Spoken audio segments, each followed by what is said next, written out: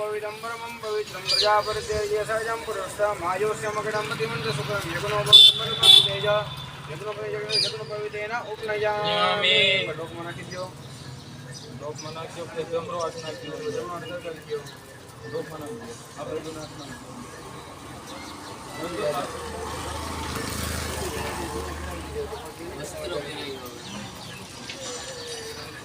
હવે તમે છે ને શુદ્ધ થઈ ગયા હવે આ બે ને પછી તો માંસ મટી પાન થાકી કોઈ વસ્તુ થવાની નહીં એટલે